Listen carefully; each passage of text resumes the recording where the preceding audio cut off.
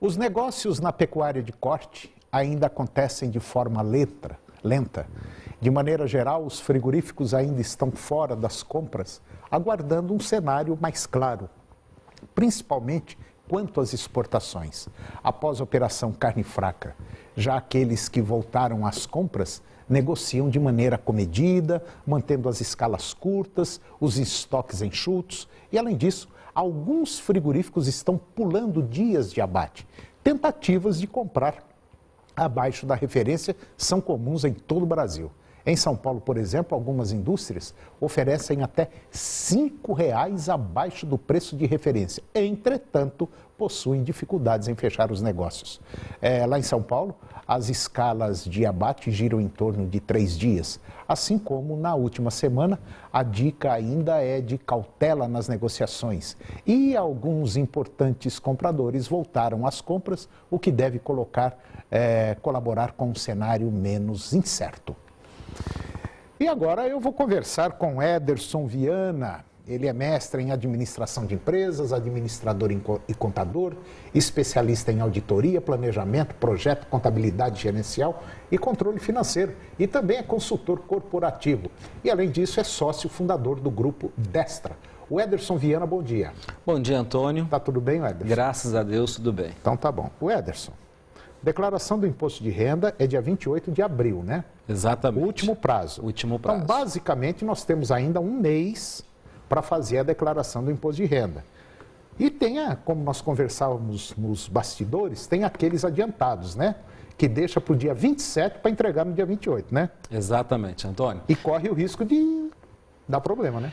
Eu falo que mais do que dar problema, Antônio, é você não ter condições de fazer uma declaração bem elaborada por motivos de prazo. Para você ter noção, é esperado pela Receita Federal do Brasil cerca de 28 milhões e 500 mil declarações do imposto de renda.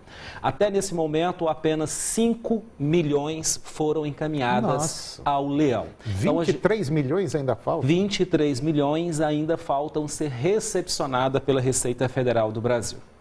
Bom, isso significa dizer o seguinte, que tem muita gente que corre, tem muita gente que declara por declarar e depois faz a correção. A retificadora. Retificadora, né? Exato. Agora, o Ederson, apareceram algumas perguntas aqui durante a semana e a primeira pergunta que saiu é a seguinte: qual é mais vantajosa, uma declaração simplificada ou uma declaração completa? E o pessoal pediu para você responder essas perguntas aí, porque tem muita gente que tem dúvida. Excelente pergunta, Antônio. Na verdade, a situação mais vantajosa, ela vai depender da situação do contribuinte. O programa, na verdade, Antônio, ele mostra para você, à medida que você vai preenchendo a sua declaração do imposto de renda, ele vai dando para você qual que é a melhor opção, se é a simplificada, se é a completa. A declaração completa, todos os gastos com saúde e educação, tanto do contribuinte quanto dos dependentes, devem ser discriminados de acordo com as notas fiscais ou os recibos.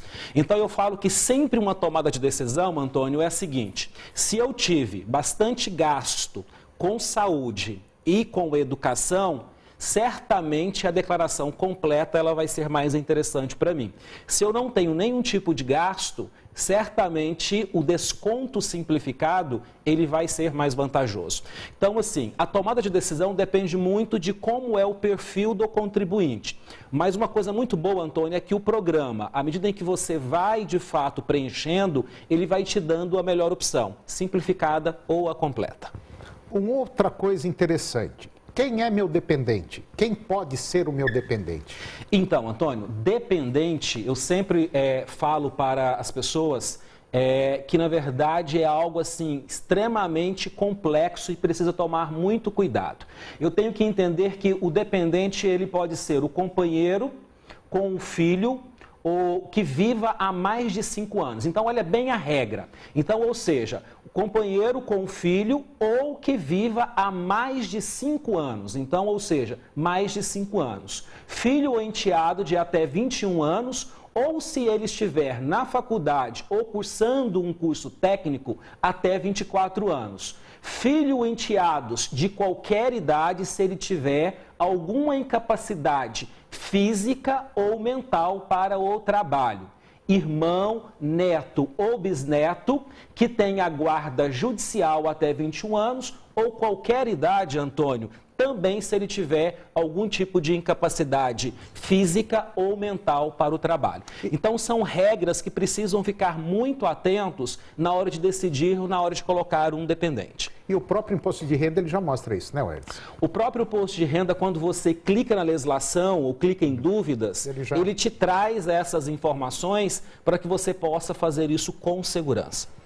E depois do intervalo, nós vamos ver o que acontece quando você entrega a declaração com algum dado errado. É um minutinho só, a gente volta já.